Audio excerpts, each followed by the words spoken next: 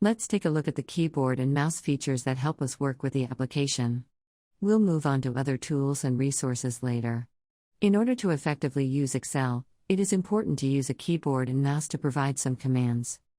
The keyboard, the image on top of the keyboard should be equal or at least similar to the keyboard in front of you. Learning just a few shortcut keys will help improve your typing efficiency as well as introduce you to more options within the program.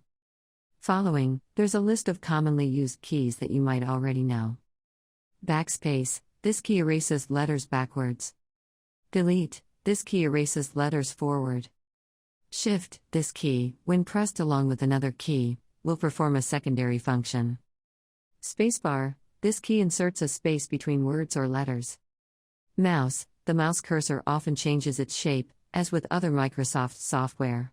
With Excel, each cursor shape indicates a different mode of operation. Let's look at some cursor shapes you can see when working in Excel and what it does. The default cursor shape appears in most Excel spaces and it selects cells or a group of cells. It appears when the cursor is on the edge of a window and it adjusts the window size.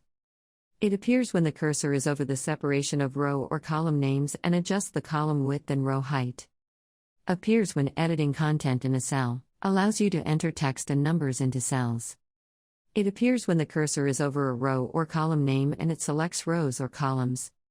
It appears when the cursor is placed on the edge of a selected cell, on a graph or other object and it moves cells, graphs, or other objects.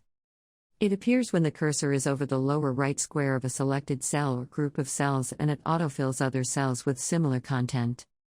It is the standard cursor for Windows. It appears when the mouse is placed over the menu bar and it selects the menu tabs and options.